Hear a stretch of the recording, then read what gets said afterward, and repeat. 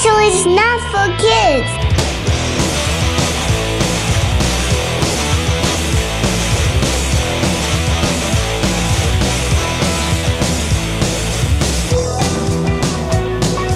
This isn't funny enough to be our opener. Oh, Let's keep cooking. All right. Let's come to Macklemore's aid. You defending Macklemore about him not being gay is not like a good opener. Maybe not. Maybe we can talk about how he said piss in that one song. Piss. Piss. I feel like that's been done to death, though. Kenny, you're into music.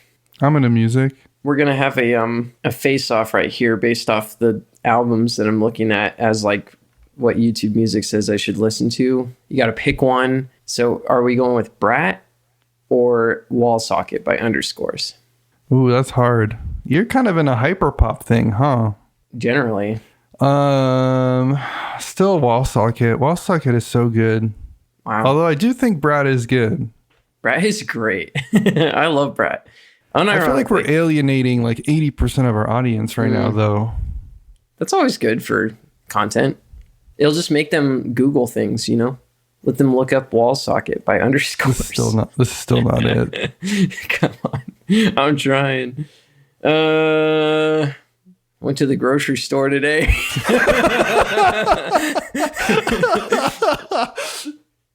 Welcome to Shelf Stable, a podcast celebrating board games that have stood the test of time.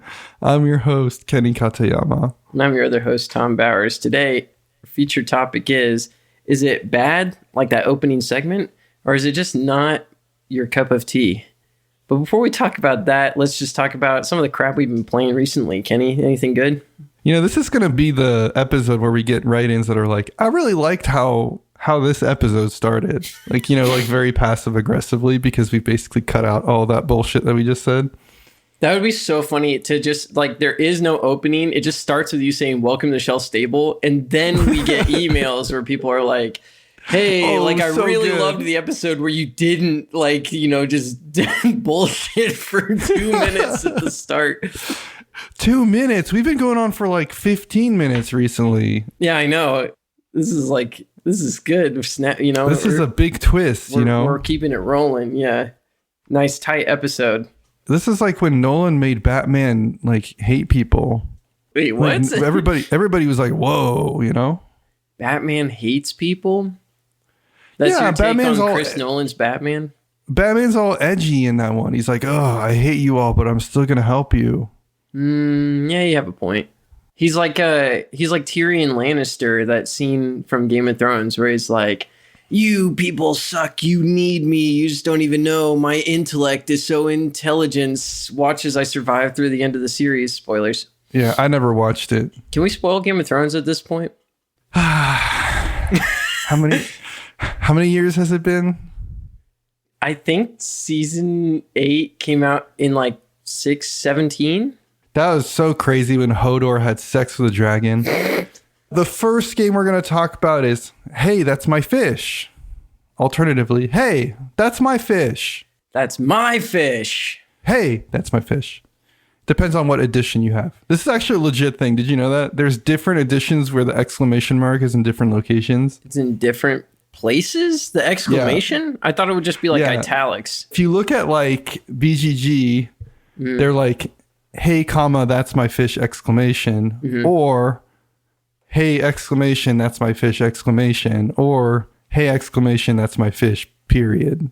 It's like, just say all the boxes have different titles. This is 2003, designer Günter, Cornett, and Alvydas, Jakeliunas, publisher Mayfair. That's my fish.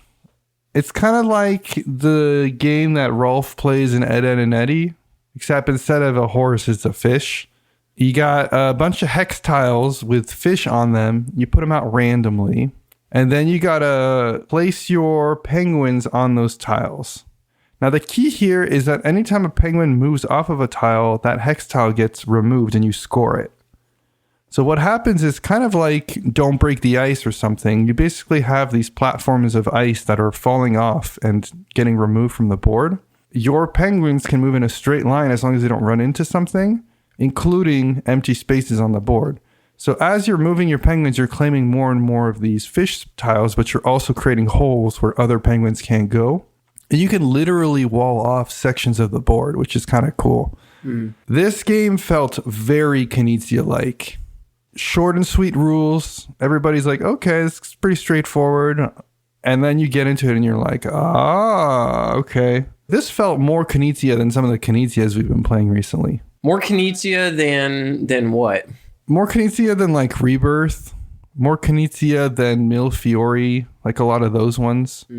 More Knizia, say, than Relationship Tightrope. Oh, geez. Yeah, we're not even going to talk about that one on the cast. Oh, what? I was looking forward to that one. I mean, this is where we got to drop the bonus content. Kenny's fantasy of being feminized by Tom is probably not something that other people are going to enjoy talking about or like hearing about. I don't know. Yeah, maybe not. Your mom listening to this podcast like, what the hell? What even was I saying? It's Knizia-like. It's more Knizia-like than Relationship Tightrope. Yeah, that's my fish. Is very Knizia-like. After playing it, I immediately wanted to play it again. We played 2 games of it. Well, first of all, it's very short, but also there's just a lot there. There was this cool thing where you could like basically wall off a whole corner, and because everybody moshed in that corner, they were just stuck there. There's also this idea of like... I love the visual of the penguins like moshing like with the rest of the fish that are left because they're all stuck in a jam. Yeah, they're just like beating the shit out of each other on this like tiny little peninsula. And I'm just like laughing because they have like half the board. What's the music they're moshing to? It's just one of those days where you don't want to wake up. I'm like, yeah, that's good. Where there's not enough fish and you're walled off by the other penguins. There's also this cool thing where if you lob off the edges of a little bridge or something, then you can just eat that whole bridge. Like basically nobody else can move there and you can just move one space at a time and take the whole thing. Needless to say, really, really loving this game. I thought it was going to be a baby game when I saw it because it's just got like a penguin on the cover and it says, that's my fish. You could play it as a family, but like it's also, we were 4 grown adults playing this and having a hoot. So yeah, it's just for all ages type thing. I do think it's funny to think that it's like it's so Knizia-esque that like, do you think like Reiner Knizia is like up at night just like, damn it, that should have been my fish. Yeah, he's like, I should have made that. That's why it's called that. It's because it's like he wanted it to be his fish. They called it, hey, that's my game, because they knew how Knizia would feel about it. Yeah. Well, yeah, again, I want to emphasize this is not Knizia. Very much enjoyed it. That's my fish.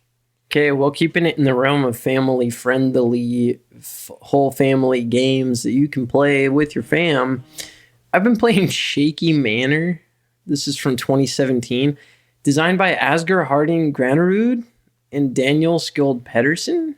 And this is published by Blue Orange. You might recognize those names, Kenny. Do you know what they're really? Because they are the duo behind Heat, Pedal to the Metal. Oh, okay. What's Shaky Manor about?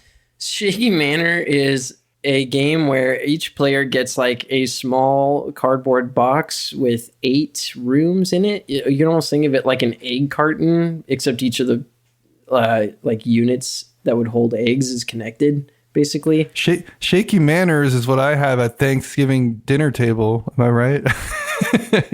That's pretty funny. That's Shaky Manners.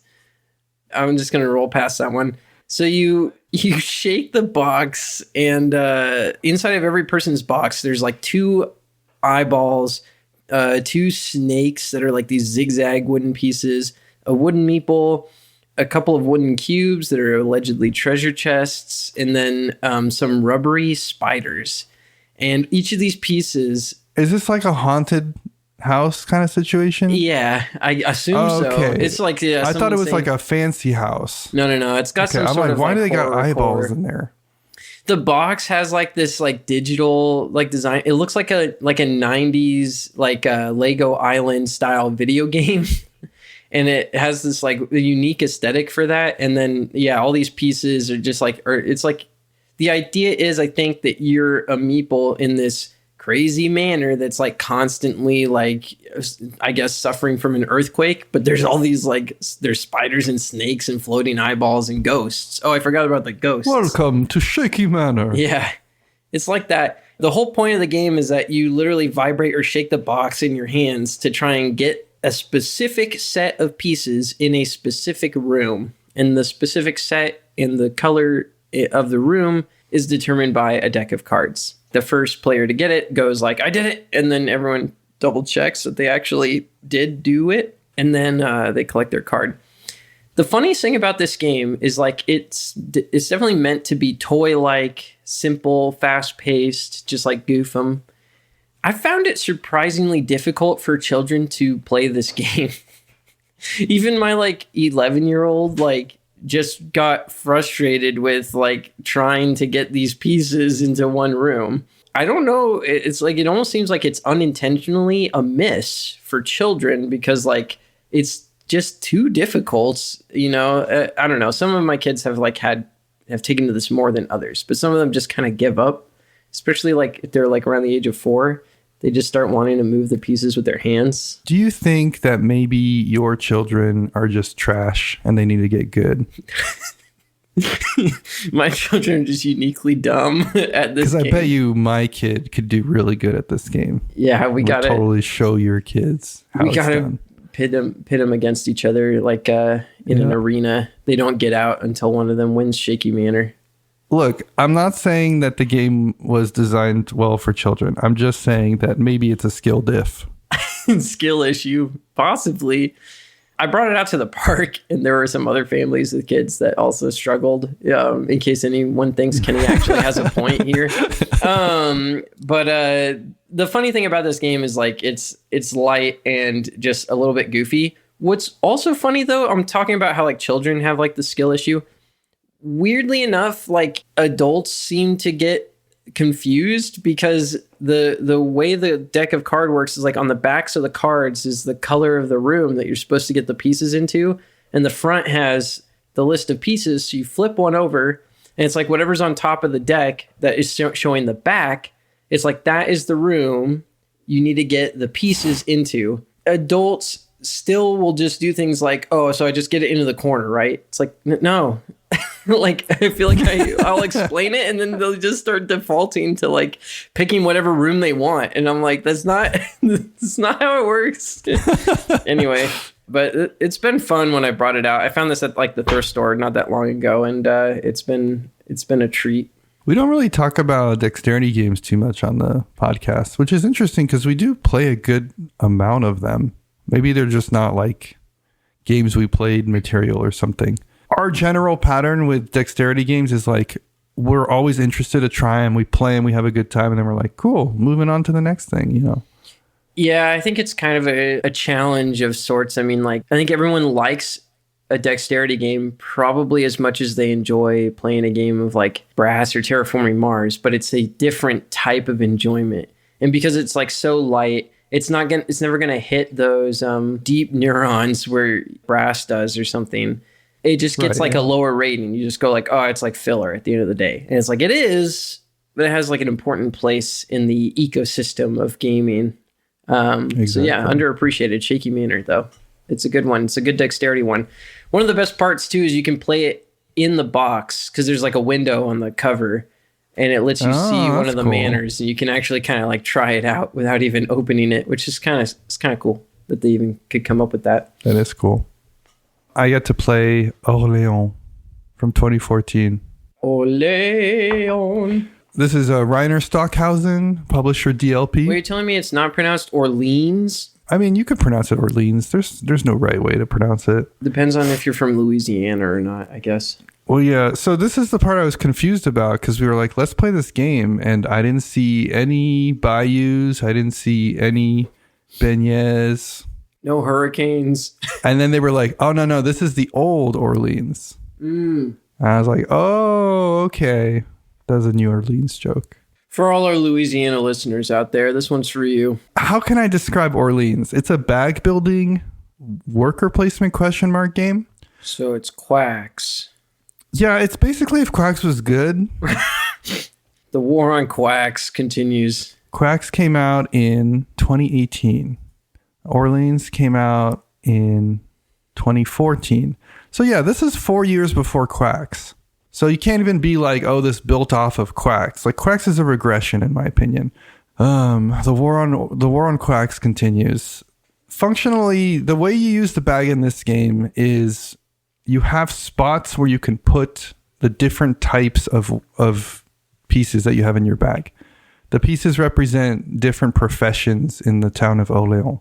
So you have like a knight, you have like a trader, you have a monk. And if you want to progress on a certain track, then you have to put a monk, a knight, and, you know, a janitor or whatever. And then if you want to get an additional monk, you have to put a scholar and a joker and a butt muncher. And then that'll give you like the new monk or something. I think it represents them working in areas so that it becomes profitable enough to get an additional worker. But I like the headcanon that it's like you're doing some kind of like fusion where these three people are having some strange ritual where they produce a baby and the baby is like the new worker.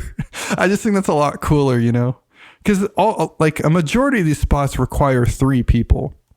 Like this ancient aliens idea that like, we don't have the books. They were all burned because it was the Dark Ages or whatever. But actually, people reproduced via like trisexual relationships, you know? I mean, it explains a lot about French culture when you say. Yeah. I mean, it all makes sense for me now, you know? My mom tried to explain where babies came from, and I got really confused because there's a third party involved. She's like, when a woman loves a man, and a man and a woman love another doing your woman. French accent? Yeah, my mom. Anyway, I was like trying not to, and it was like still slipping out. Like I was actively. I think this game is significantly enhanced by the whole like baby making process that I've like canonically established for this game. Kenny's always like you're always like not sexualizing your meeples per se, but you're like mythologizing your meeples to have like extremely alien, you know, interactions in life. Are you talking about like the old men in Nussfjord and like how they like poop out the fish and stuff? It's old men that poop out fish, and there's like daddies and babies in Hansa Teutonica.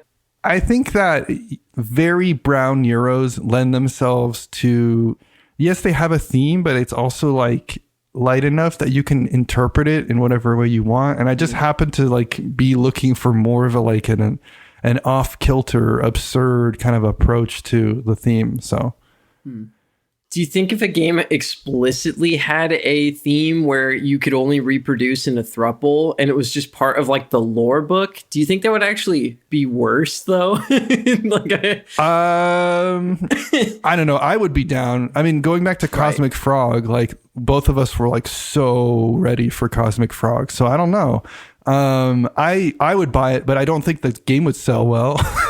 So yeah, personally, I'd be more interested. I don't think it's marketable, I guess. Yeah.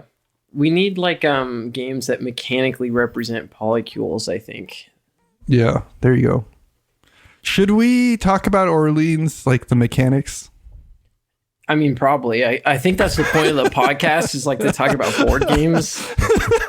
So yeah, you draw a certain number of these workers from your bag. You don't know which ones you're going to get. And then you have to assign them to produce additional workers to add to your bag or to move up tracks or both. Those tracks unlock other things. Like they let you draw more workers per round from the bag, or they let you get access to things that you weren't able to get before, like additional worker spots that you can build and things like that. Or money to just like be able to manipulate some other things with the economy. If you've played a lot of games, you're going to be able to hit the ground running right away with this game. So that's my way of saying it's not necessarily a simple game, but it builds upon core mechanics that you've seen in other games. The only distinguishing thing I would say is the fact that you're using and manipulating this bag of tokens. And I think it does a really good job. It really leverages the bag in a way that feels different than if it was just a deck of cards or it was just a board with worker spots. So I really appreciated that aspect of it. I think it really delivers on what it's trying to do. I can see why this is some people's favorite game. I can also see why it's so highly rated. And I came out of it wanting to play it again. The only things that I'm a little wary of, that I'm trepidating around, are like the replayability of it. Really hard not to say sus in that sentence. Yeah. The only thing that's really sus is the replayability. Mm-hmm. I think if you're playing with the base rules as I understand it, you have access to every building tile. And so the only randomness that happens is how you draw the tiles, which, by the way, you draw all 4 of your starting ones in the first round. So the first round is literally identical for everyone. And then how the resources are laid out on this like map that you move around in the center of the board, which represents like Orléans and the surrounding cities. That to me tells me that it's like a very deterministic game, which can be potentially good, but I'm also afraid that people start to have like opening moves and kind of just like run the usual sequence at the beginning. While I appreciate that in a game like Food Chain Magnate, because there's just so many moving parts and it's so interactive, I'm a little less excited about it in a game like Orléans or even like a game like Scythe, because then it feels like you're just playing the same game every time because there's less interaction. Or I should say less immediate interaction. That means like the initial board state isn't going to immediately diverge. But I could be wrong. I could be, I only played it once, so I definitely want to play it again. And there could be a lot more going on there with those initial plays. There's also a variant where you don't have access to all the building tiles. You only have 3 at a time. And so I could see that also playing a part too. If you can't just pick the same tile that you always pick at the start, you have to pick from a limited set that it's going to create these emergent different board states. That's a very minor nitpick. Overall, I'd say I very much enjoyed this game, and I'm like eager to get back to it. I think Quacks definitely has like put a dampener on bag building, but Orleans reinvigorated it. We got him, boys. Brought it back into the bag building. That was Orleans from 2014. All right, Kenny, well, I'm taking us all the way back to the 20th century with this one. I'm talking about modern art, originally printed in 1992 and republished multiple times since then. It's designed by the great, the excellent Reiner Knizia, and most recently published by Cool Mini or Not. This is a game about curating your art collection and becoming rich off of it. Basically. It's interesting because there's a sort of a fixed economy of a kind at the beginning, and then you get like these small payouts every round. And so like the way that money flows in this game is fascinating because like a lot of money is going to go out of your pile and into other players' piles, but with the hope that you will end up making more money from the bank later. And so you're like giving up points and you're giving them to an opponent who then is not going to collect money from the bank, but you will. And it's like, well, did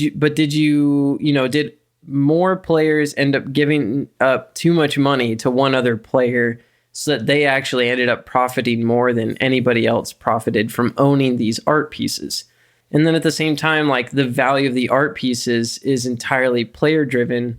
There's some randomness in what cards are drawn from this deck of cards. But after that, it's like all the players are picking what is going to end up going to market. In that sense, they can even like shut down kind of the round at any time. And so there's like this push and pull. There's all these levers that all the players are constantly in a tug of war over. And this game is really cool. I don't know. It's the first time I actually played like the original Modern Art. I played Modern Art, the card game, which is a nice distillation of these ideas.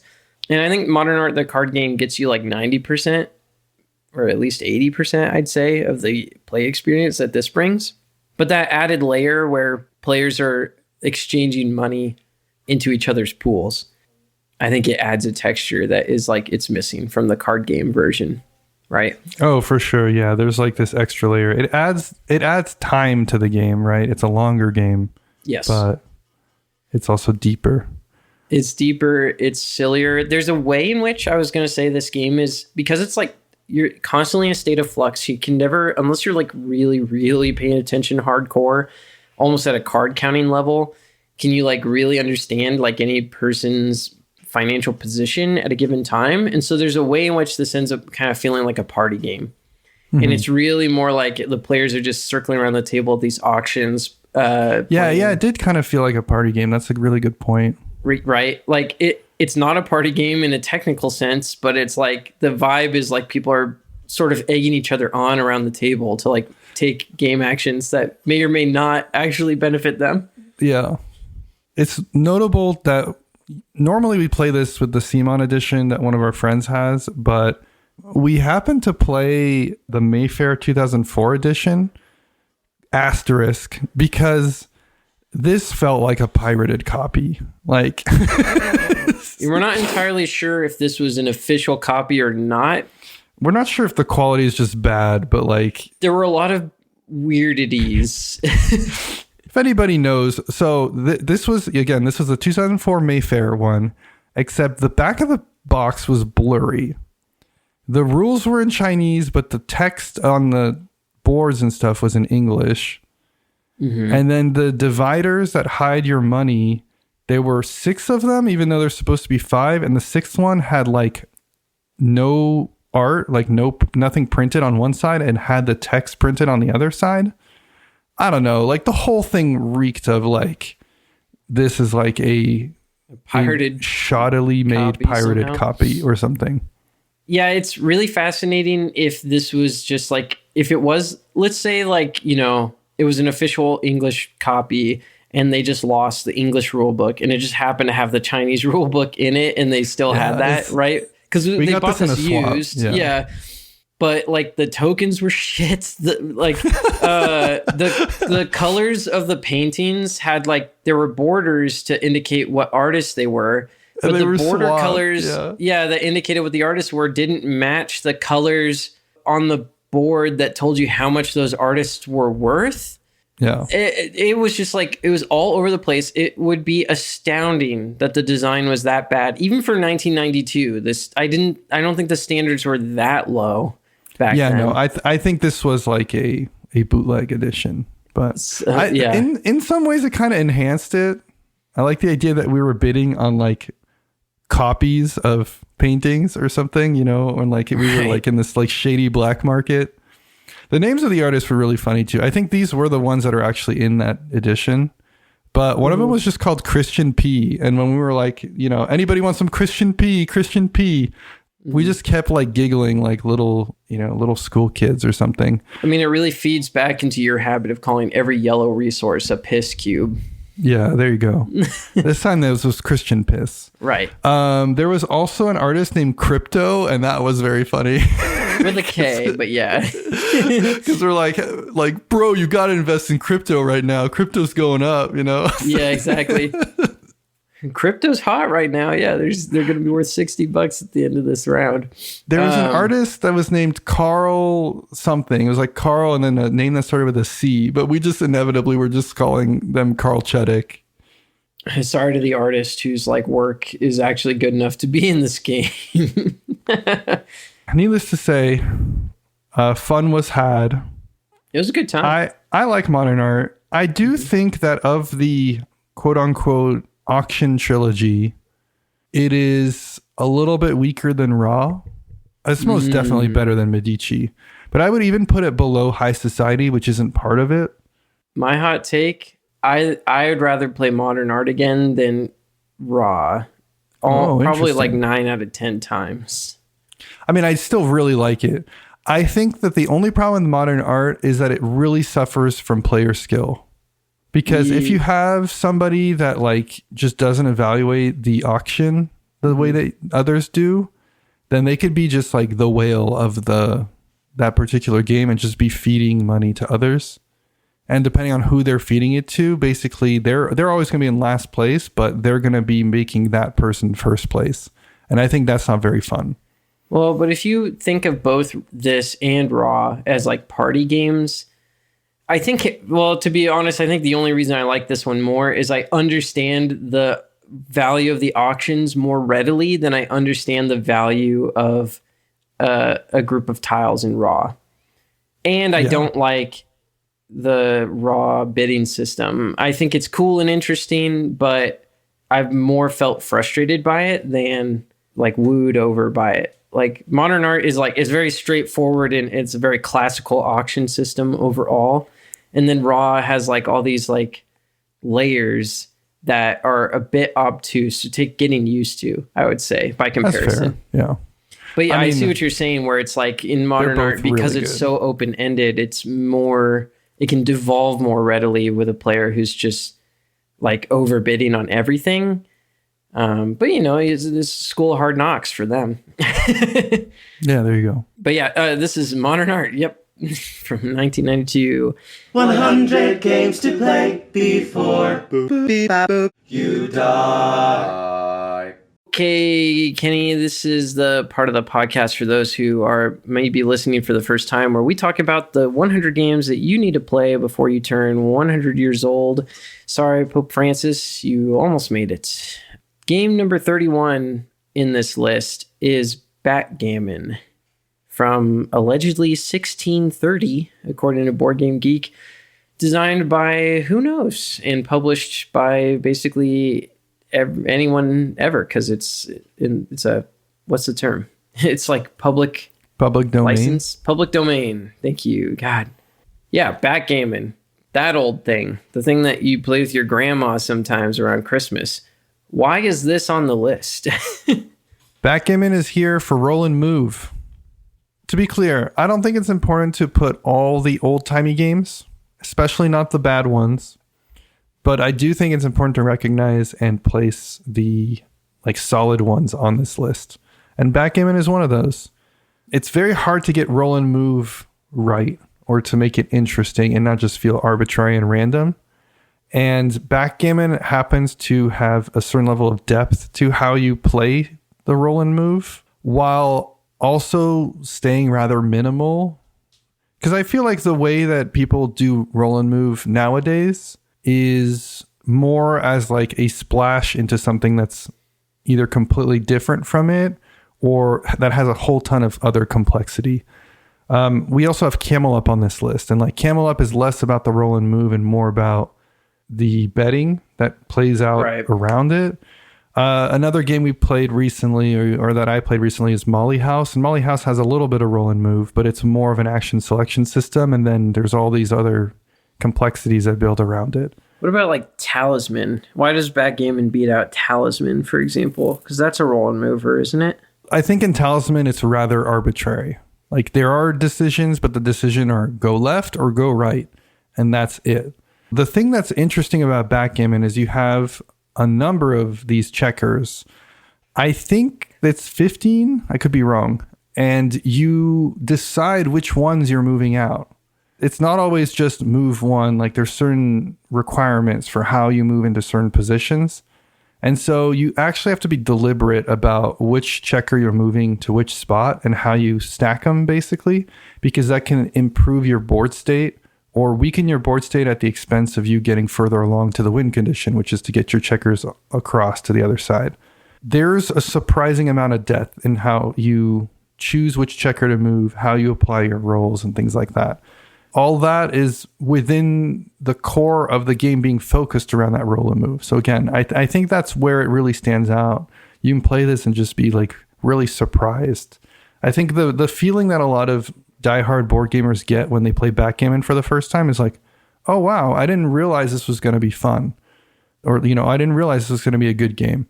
If you're kind of like on the fence about this one, or you just straight up like, I'm never going to play that looks like garbage, I'd ask you to reconsider. There's quite a bit going on in Backgammon, and there's a reason it still gets played competitively.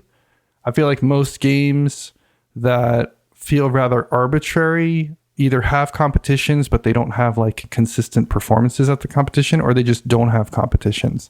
And Backgammon is one of those ones where people play it die hard, and the people who are good at it are at the top. So there are reasons. I like once dated someone who was like really into backgammon. And I don't know if I've played it since, because I think they basically crushed me chess style at this. Like, it's true. You can be like consistently great at this game. I mean, you got me curious. I'm like, I gotta try this one out again, see what's going on a little more. No, yeah, it's a fascinating game. The only reason I don't play it more often is because I'm a sucker for trying a bunch of different games. But I feel like if I had to choose between getting really good at Go or chess or backgammon, I'd probably choose backgammon, honestly. It's more my speed. And it has a little bit of randomness to it. So right. That was backgammon from 1630. Okay, well, enough of that bullshit, whatever the hell we've been yapping about all this time. Backgammon, some kind of old-ass game from, like, fucking European Shakespeare times. Like, who gives a fuck? Modern art.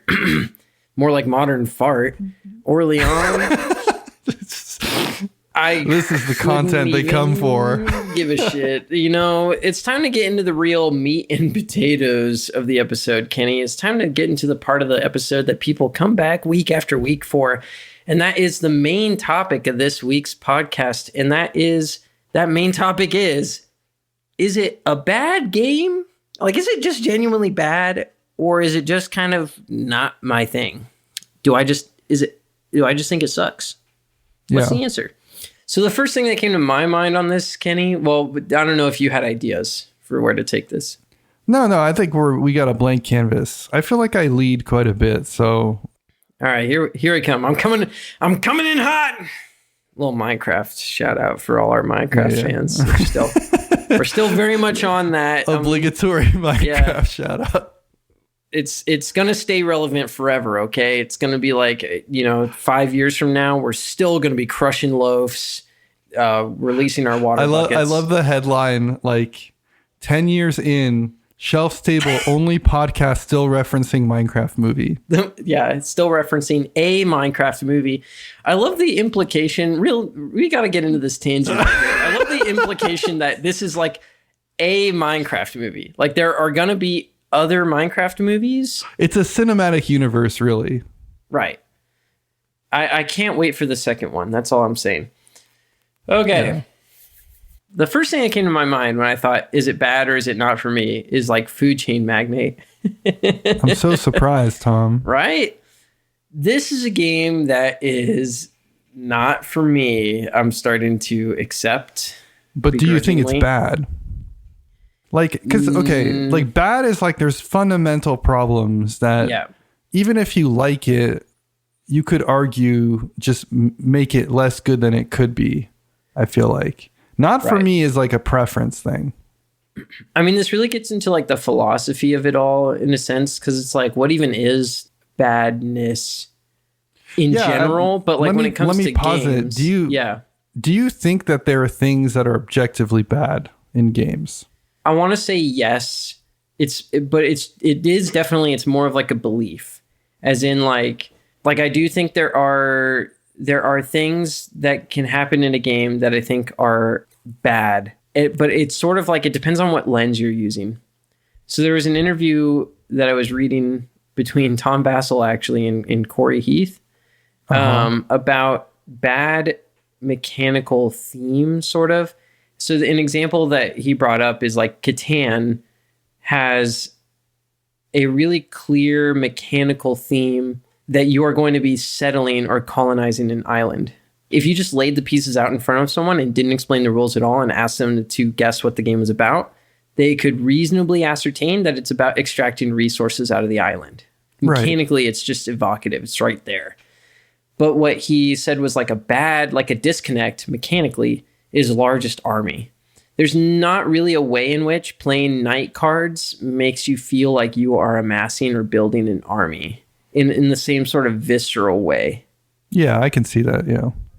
That is something that I could call like badness. It's like bad mechanical fit, bad integration maybe with theme. That's like the kind of thing that I think of when I think like it's objectively bad. So to that end, it's like, does food chain magnate have objectively bad things going for it? And I think we're really careful to say like bad things versus saying the game is objectively bad.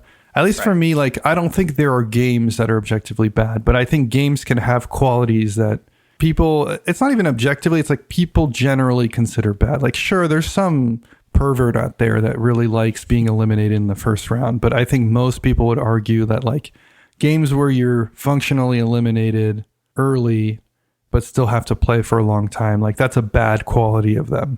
Right.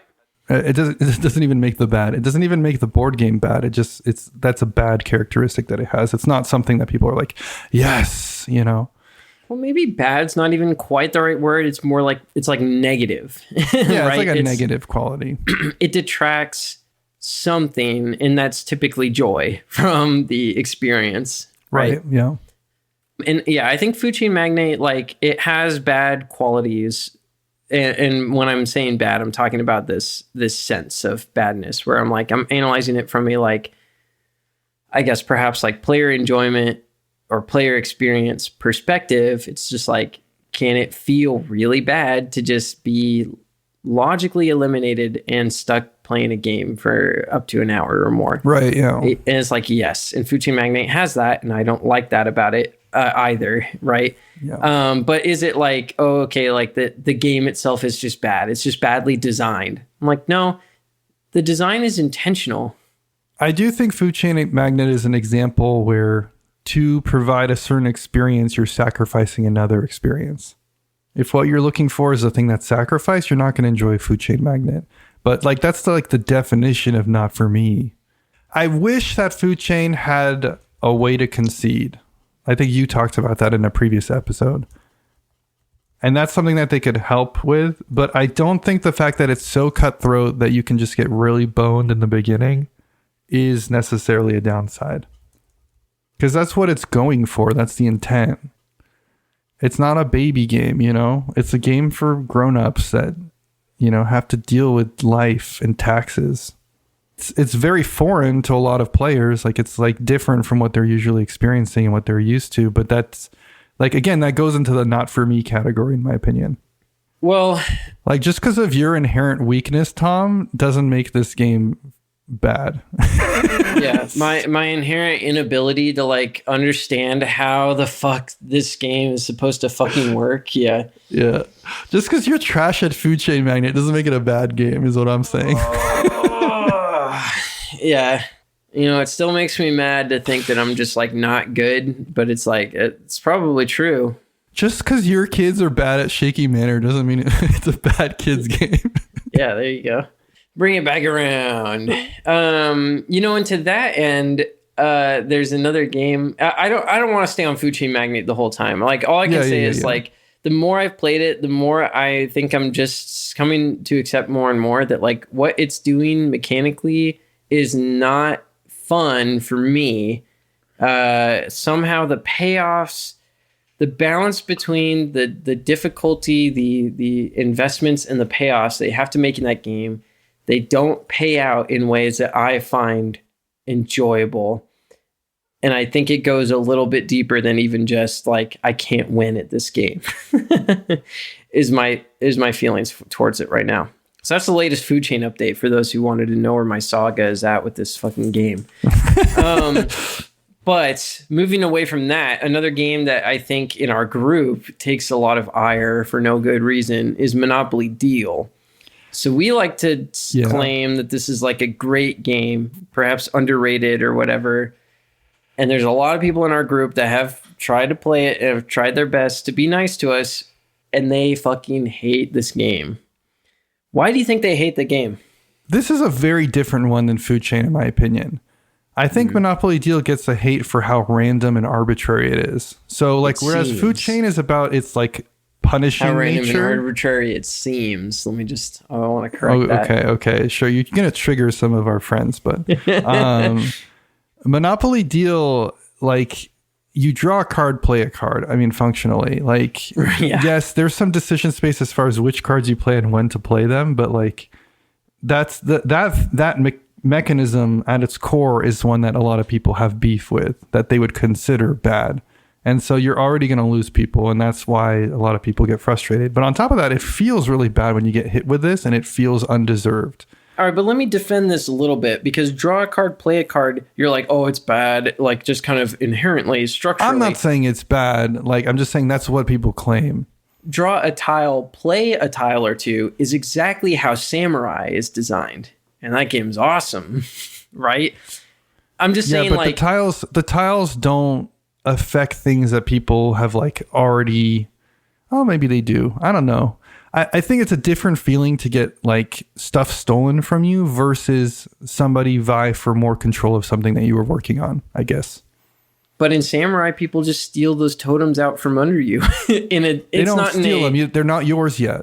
Right. Yeah. You were just, you were like fighting over it. Let me posit this. If you play Monopoly Deal and there were no cards that hurt existing stuff, only stuff in your hand, or only prevented you from being able to put something down, I think it would be a much more boring game and probably a longer game, but people would have less beef with it.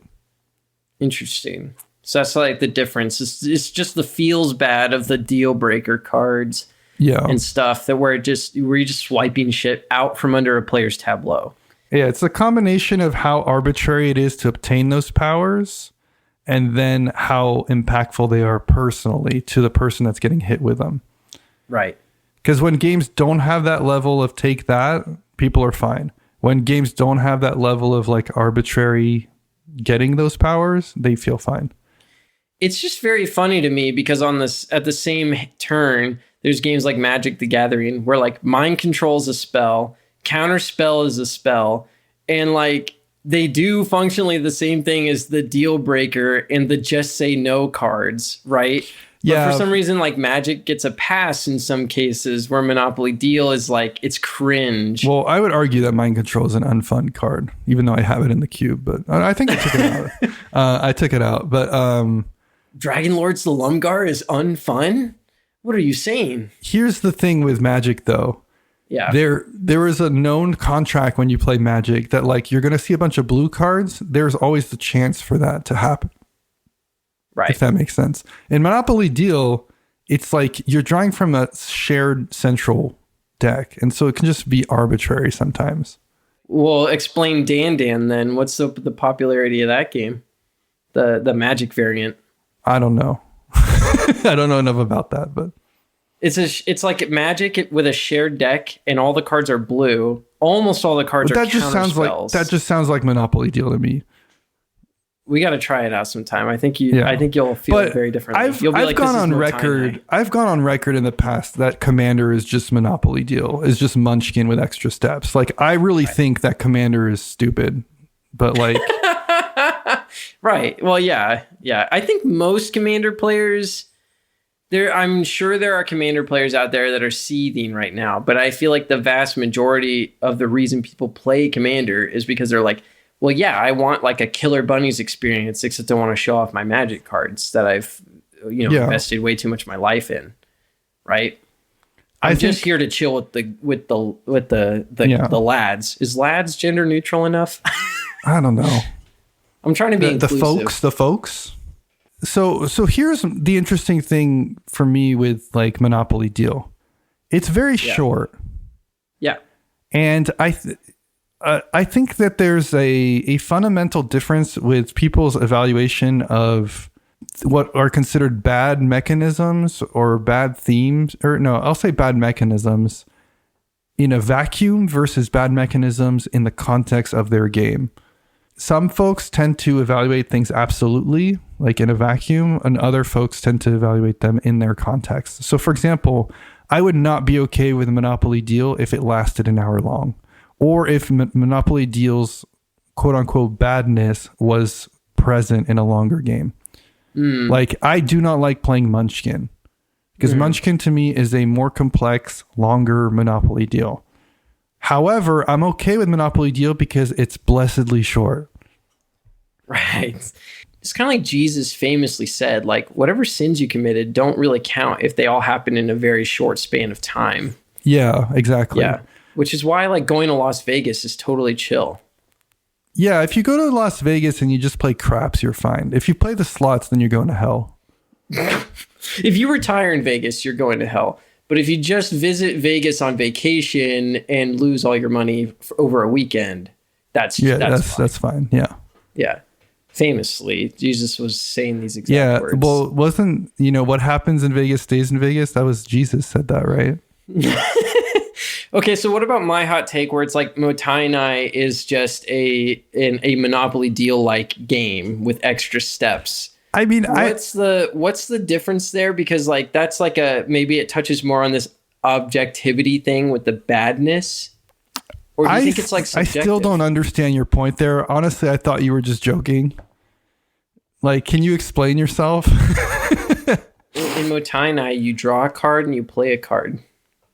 I'm just kidding. You don't even draw cards. I know. You have to choose an action to draw cards.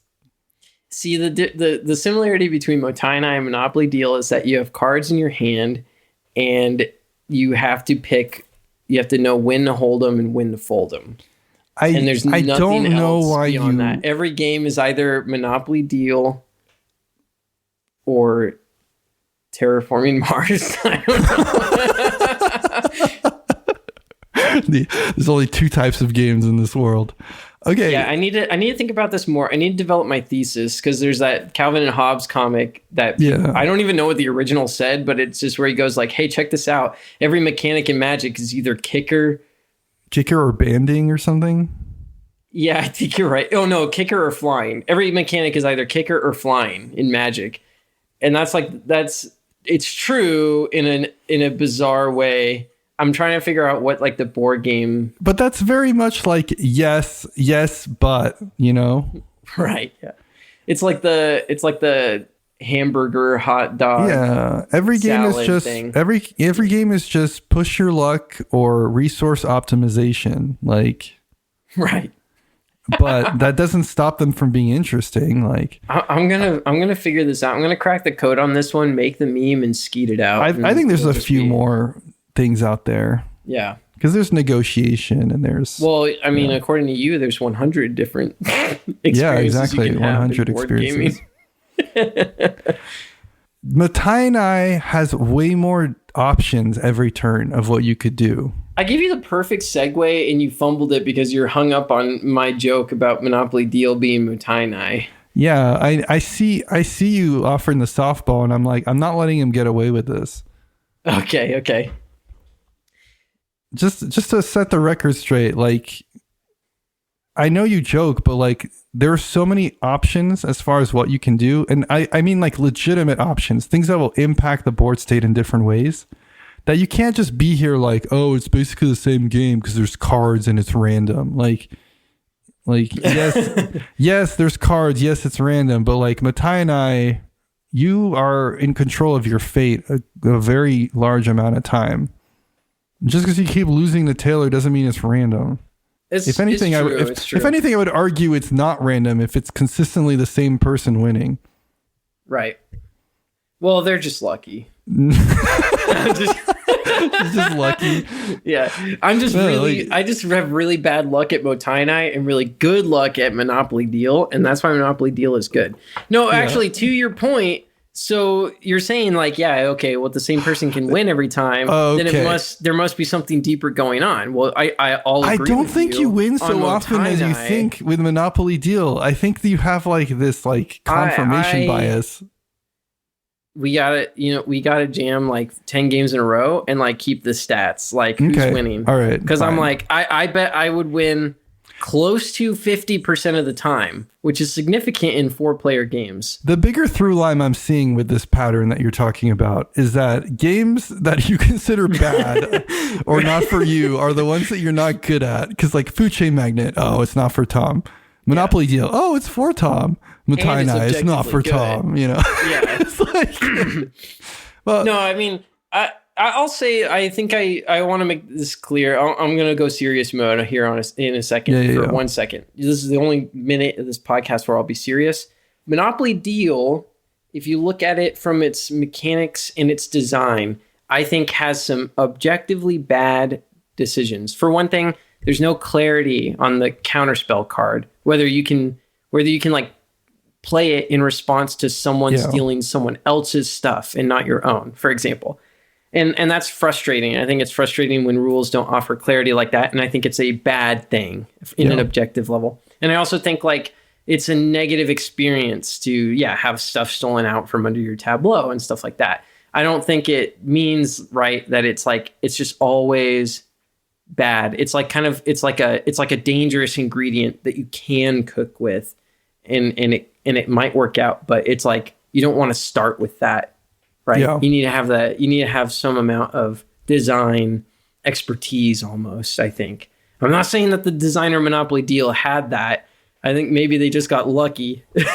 Right. But, and then at the same time, Monopoly deal is a game that I really like. And then vice versa with Food Chain Magnate. I think it's it's well designed. I think its purpose is clear. Its point is made. And I fucking hate it, at least at the moment. Should we talk about the top 100 of BGG? My thoughts about this are... Let's rip them a new one, Kenny. It's actually positive. Okay. There's a lot of games that I would consider not for me on the top 100 that I've played. I'm not talking about them through a voyeuristic lens. I've played them. I didn't have a great time. I would say with the exception of Quacks, I know we're this is the war on Quacks or whatever, but I do kind of feel bad for how much I'm bashing Quacks. The reality is with the exception of Quacks, I feel like every game that I've played in the top 100 feels justified. Do I think they are the 100 best games? No, but can I understand why people really like them? Absolutely. I don't know. Can you think of any others that are there that War of the Ring is a good example. I had a surprisingly good time with War of the Ring, and I didn't think I would like it, but I played it, and after playing it, I'm like, I 100% understand why this is somebody's favorite game. Would I play it again? Probably not, just because how long it is, and it's not my type of game. But did I appreciate what I played? Absolutely. So I don't know. Can you think of any? This is further emphasizing just how wild Quacks is to me. Quacks doesn't make any fucking sense. We're gonna be really stuck on this one. The Board Game Geek Top 100 is such a fascinating list. I think the BGG 100 speaks more to an intersubjective agreement on what makes games good. It's just, I think it's more coincidental that the majority of geek users agree. What am I trying to say with this? It's just kind of it's I don't know if there is any reason for which these mechanics have proven themselves to be so popular. What I'm claiming with the top 100 is not necessarily whether these are worthy of being top 100. I'm just saying they might not be the best, but none of them are bad, except Quacks. Mm-hmm. It's kind of like your anime thing, but flip. You can be a mid game that's in the top 100, but you can't be a bad game that's in the top 100. Well, even to that end, the Quacks is mid, right? Or are you sliding I'm just off saying real hard on I'm Quacks? just I just don't understand why Quacks is there. It doesn't feel like it fits in the same category as the others. Quacks, I'm why, I'm looking through the list right now. There is nothing except Quacks. Maybe Slay the Spire, but I didn't play Slay the Spire, so. No, you'd like Slay the Spire. I think you'd at least respect it for what it accomplished. And that, even I kind of feel that way. I'm having trouble disagreeing with you. I mean, I know I personally have umbrage with some of these games. Is Food Chain on here, for example? As far as I can conclude, it's every game has it has a bit of a place on here in the sense that it's either doing something interesting, it's doing something deeply, it's doing something passionately. Food Chain is on here. It's number 45. Oh, okay. There's something going on to each of these. I don't know. They're cooking with something. What's the point of all this? Is basically, is anything truly objectively bad? What possibly could be truly just in a vacuum? It's bad. Maybe we take a different angle here at the end. Maybe we talk about a game where there's just so many things that are part of the fundamentally bad, objectively bad things that it's really hard to visualize somebody considering this not bad. But that's like hard because like people don't play those games, right? They just like don't succeed. Monopoly Deal is kind of like The Room, you know? And like I wouldn't even go that far. Through the Desert is like what, like a Citizen Kane or something, you know? Like what's just like just shit, you know? Like Tentacle Bento, Cards Against Humanity. Cards Against Humanity. But see, I understand why people like Cards Against Humanity, even though I think it's like terrible. That's like a me thing. Again, it goes back to not for me. Well, I think you could probably make a pretty good case about like Cards' objective badness, like that it's almost like it's a cultural like it's done bad stuff for the hobby and it's directing people in a bad direction as far as the hobby is concerned. Yeah, it's kind of it's like getting argument. People to just sort of like, it's one of those things where I think like the cards designers, oh wow, this is like a whole tangent that I guess I've had for a while, so bear with me for a second and maybe this all gets cut. But like I was thinking about this with regards to South Park. So in the South Park movie, South Park Bigger, Longer, Uncut, that movie came out and it was met with a lot of like mixed criticism, shall we say. You know, South Park and Trey Parker, Matt Stone, purposefully controversial, purposefully anti-censorship. You know, they have a very specific angle that they're going for. And I found it interesting watching the Siskel and Ebert review. Now, this is the period in time, I believe, where like Gene Siskel was going through some serious medical stuff. So it was Roger Ebert and Wesley Morris. Ebert talks about how in the movie there's a lot of like jokes about Jewish culture, which I think one of the guys, Parker, I don't remember if it's Trey Parker or Matt Stone. Like, I think one of them was raised Jewish. So a lot of the jokes kind of come from that place. And Ebert's point, which Wesley Morris disagreed with, interestingly, but Ebert's point was basically like, yes, like maybe I understand that, you know, a lot of these jokes are like tongue in cheek, but when you're stepping out of the theater and a bunch of teenagers are rolling out of the theater, repeating the jokes, like without the sort of like the satire angle or the parody context that is like being sought. It's like, even if the movie's intentions are to like satirize American culture or even to be like satirical about even anti-Semitism, which I think in general South Park is somewhat trying to do, it doesn't matter when it devolves into people just repeating what Cartman said because it's an anti-Semitic joke. You know what I mean? That's like people who watch The Office and don't get that Michael Scott is an idiot. Right, exactly. It strips the context away when people are just like going to repeat these things that they hear. And I think that's what Cards Against Humanity is doing. I think a lot of the cards in Cards Against Humanity, they're written by what I assume are like a somewhat liberal group of people. You know, they did many things that were like the very like anti-Republican, anti-consumerist, even like stunts, if you've looked into the history of the company and stuff. And then at the same time, it's just like, well, when you break it all down, you just have an isolated card with something racist on it. And it's like, it doesn't matter what the intent was, that the joke was that it was so racist or edgy, you know, the extremism of it was absurd. The extremism of it is still what's getting repeated at parties. I'm not sure if I'm making this point very well, but it's just kind of like, that's like a bad thing, right? That's my point. And it's like Cards Against Humanity is objectively bad because of this nature it has to sort of sinkhole and drag people down into this very base place and be uncritical. Like it sort of invites people to play in a space that is like just anti-human. Yeah, it kind of has this whole vibe of like, oh, this is a safe space to not get canceled, you know? And it's like, right. I think that can be dangerous because then it implies that there are safe spaces for that kind of behavior, which yeah, I would argue that it's not because people aren't watching that you can say bad things. Like you just shouldn't say bad things because it's not nice, you know? Yeah.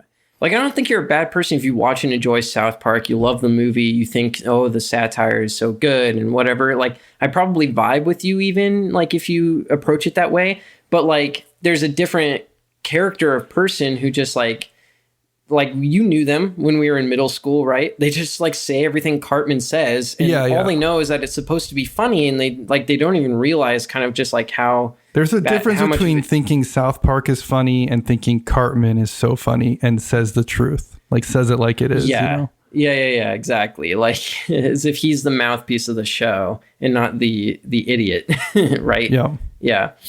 I think and it's a point. problem in general with, I think, like these ideas. You're saying Cards Against Humanity makes you the Cartman of real life. Yeah, in a way. I think I can get behind that. Both your argument about South Park and about Cards Against Humanity, I think you've convinced me. Awesome. So what we've learned in today's episode, Cards Against Humanity, objectively bad. No one should be playing it. Are there others? I mentioned Tentacle Bento. I think that's just like, basically, it's rummy, right? It's rummy with anime waifus that you're like molesting with tentacles. Like there's really nothing redeemable about that. When I play a bad game, I'm always like, who is this for? That's what I'm like trying to figure out too. The only thing I can think of with Tentacle Bento is like, this is a game for a weeb that wants to fetishize/fantasize about the girls on these cards. Mm-hmm. I don't even know if he plays it, and if he plays it, it's probably like... I think if you gave me long enough amount of time, I could drum up a hypothetical scenario where Tentacle Bento has like sort of helped someone somehow. But I do think that like realistically, it's just like the world would probably be a slightly better place if it never existed. Maybe, I don't know, that gets into its own thing about sort of like censorship and right. Like, I guess let me roll back a little bit, going back to Cards Against Humanity. Almost, it's like, do you think we would just all be better off if it had never been created? I don't think so. There's a difference between saying something is bad and something shouldn't exist. Like if it's bad, I think people should not play it. But like, you're not going to stop someone from creating it in a sense. There's often this conflation that like censorship and deeming something inappropriate are like one and the same. But it's like, you can spew all your bullshit. Don't be mad when you get canceled. Like canceled is not removing your First Amendment, you know? Canceling is saying like, we don't want to hear from you and we're going to talk about you in a bad light. You're still allowed to say it though. You know, Cards Against Humanity, I don't think it should be banned because that's like censorship. But I think if everybody's like, Cards Against Humanity sucks, the Cards Against Humanity team can't be like, what, you're taking away my First Amendment. It's like, no, you're still allowed to have your game. It's just nobody's going to buy it and people think it sucks. Which for the record, I don't think the Cards Against Humanity company is like that. I guess I'm drawing a parallel to other arguments. Yeah. But it's an interesting balancing act. And this is probably something where I'm like, I got to hit the books. I got to hit the philosophy books on this because I'm not entirely sure where I stand. I think there's some things where it would be better if it just had never been made in some cases. And I don't know where to draw the line in terms of like, when do we actively work to stop people from creating something? I think there has to be a point somewhere. And it's usually when like stuff starts to infringe on other people's existence. I don't know if Cards Against Humanity really hits that mark, but it gets kind of close. Civil rights is a different topic. Yeah. Let's be clear. So we won't get into all that. I don't think Cards Against Humanity infringes on people's civil rights. Right. It maybe infringes on like the comfort level almost of like people. Yeah. More than anything. I don't know. It can lead to bad behavior, but it's not like it in of itself doesn't like, I don't know. I would be hesitant to say that it infringes on civil rights. And we're definitely starting to get out of our depth as two goobers on a Minecraft movie appreciation podcast. I do think that TNT is like explicitly bad in terms of the cost to generate it to what it does. Griefing Minecraft servers with TNT is no bueno. You know, that's just objectively wrong behavior. Yeah. It's not that it's not for me. It's just objectively bad. Oh, I wanted to touch on Tentacle Bento for a minute because I had a thought with it. Yeah. Tentacle Bento, it's like the Hooters of board games. it's like, it's weird that we're playing it. It's erotic without being explicit. You know what I mean? Like it's just like, who is this for? Like, why are we all sitting around a table having this like this experience that is alluding to pornography, but is not in and of itself pornographic? Yeah, right? That's like what eating at Hooters is like. That's what playing Tentacle Bento is like. Yeah, I never understood the like communal sexual thing. Maybe we need to start having more group sex. Maybe then we would understand it. Maybe, yeah. Like those meeples in Orleans. Are there men that go to the strip club together, or is that only a thing in like TV shows? I assume it happens in real life. As someone who's never had sex, I really don't know. It's just like, I cannot imagine asking you, Tom, do you want to go to the strip club together? Like, that sounds so not like a Good Friday, you know?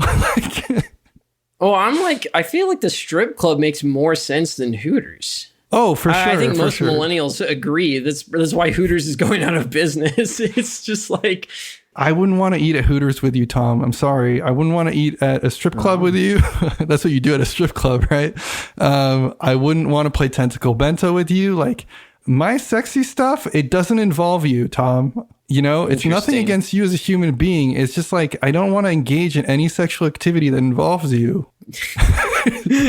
I don't want the jokes I want to make. I don't want to say because I'm worried they won't get cut. I will say though, the ultimate. It's not because you're a man, Tom. Okay, yeah. I'm not being homophobic. It's because it's you. Okay. Yeah, I understand. And yet, I still want you to feminize me in Relationship Tightrope, the board game. Apparently, yeah. On that note, you said it, not me. So basically, the other moral lesson that we can derive from this episode is we should play Tentacle Bento at Hooters, and that's probably the best place to do it. Yep. Well, awesome. I think we have some nice like action plans that we can carry away from this. And what was the topic again? Is the game bad or is it not for me? Okay. Yeah. I think we solved that one.